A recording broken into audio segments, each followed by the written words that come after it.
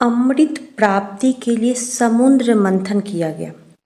समुद्र मंथन का कार्य इतना आसान नहीं था, इसीलिए समुद्र मंथन करने के लिए देवता और दैत्यों ने समान रूप से सहभागिता किए थे।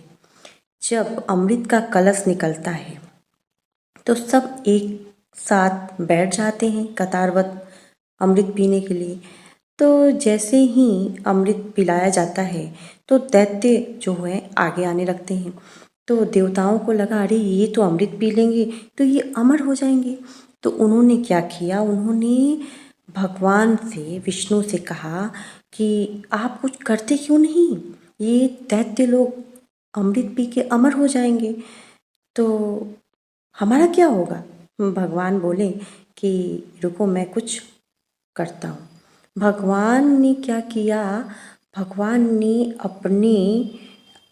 अपना मोहिनी रूप धारण किया।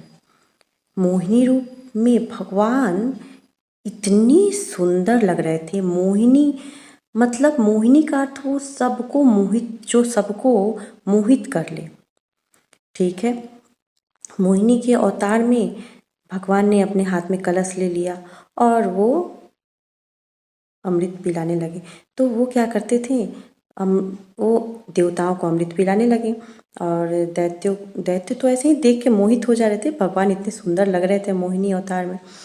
लेकिन मित्रों बात ये है कि भगवान जो मोहिनी अवतार लिए थे ये इसकी खबर तो देवताओं को भी थी, लेकिन उन्हें देखकर देवताओं का भी दिमाग खराब हो गया था। उन्हें वो भगवान को देख के वो भी मोहित हो जा रहे थे। कोई उन्हें देखता तो देखता ही रह जाता, कोई उन्हें अपनी प्रेमिका के रूप में देखता, कोई अपनी पत्नी के रूप में देखता, कोई अपनी प्रियतमा के रूप में देखता। ऐसे करके सारे देवताओं का भी दिमाग खराब हो गया था।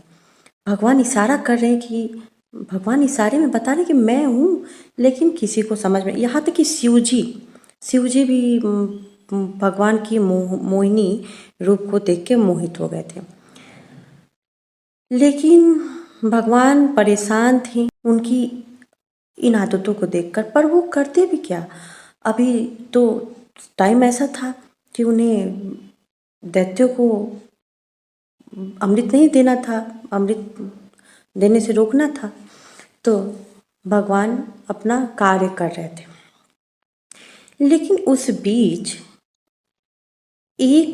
कोई एक था जो भगवान के रूप को देख के मोहित तो हो गया था, लेकिन वो भगवान को उस रूप में नहीं देखा जिस तरह से बाकी ने देखा। सूर्यदेव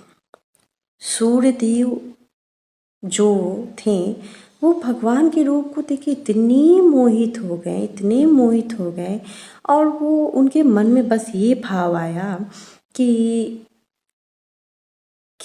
इतनी सुंदर काश मेरी पुत्री होती, काश मेरा ऐसा सौभाग्य होता कि इतनी सुंदर मेरी पुत्री होती।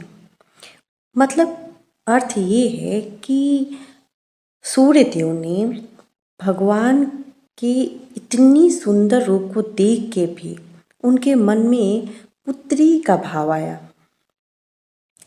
भगवान तो सबके मन का भाव जानते हैं, वो दैत्यों के मन का भी भाव जानते थे और देवताओं के मन का भी भाव जानते थे और वो सूर्यदेव के मन का भी भाव जान गए।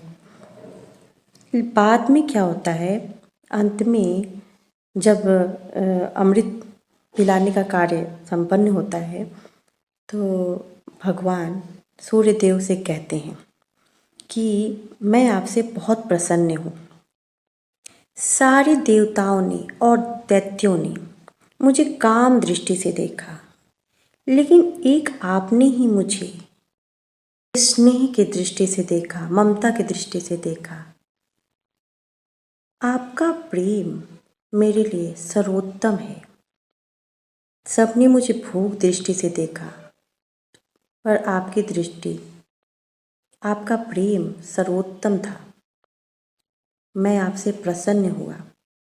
मैं आपको वरदान देता हूँ कि आपने मुझे पुत्री रूप में जो कामना की है, द्वापर युग में आप का जन्म वृषभानु के नाम से होगा। मित्रों, सूर्य देव को भानु भी कहते हैं और उनका जन्म ब्रज में हुआ था, इसलिए उनका नाम वृषभानु हुआ। और भगवान उस समय, भगवान का जो मोहिनी रूप है वो राधिका जी थी, और तब द्वापर युग में राधा जी वृषभानु के यहाँ जन्म लेती हैं। और राधा जी इतनी सुंदर थीं कि करोड़ों मोहिनियाँ उन पे मोहित हो जाएं। और इस प्रकार से वृषभानु के घर लाडली लालजू का जन्म हुआ, राधा रानी का जन्म हुआ।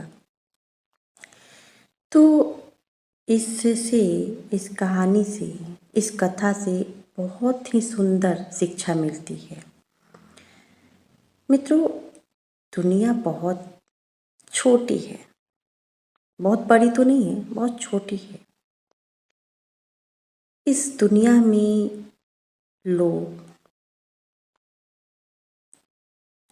कहीं ना कहीं कितने लोगों के मन में किसी को देख के स्नेह भाव आता है। लोग अपनी उम्र नहीं देखते, लोग कुछ भी नहीं देखते, बस उन्हें आज के समय में लड़कियां असुरक्षित क्यों महसूस करती हैं घर से बाहर? क्योंकि दृष्टि सबकी ऐसी हो गई है। अगर आपकी दृष्टि अच्छी हो, क्या जरूरी है कि हम हर लड़कियों को उसी रूप में देखेंगे, प्रेमिका और काम वासना के रूप में देखेंगे? मित्रों, लड़कियां किसी के घर की लक्ष्मी होती हैं ना। आपके घर में भी बेटी होंगी। जब कोई आपकी बेटी पे कुदृष्टि डालेगा, कैसा लगेगा? वैसे ही आप सबको स्नेह, प्रेम बहुत ऊंचा है।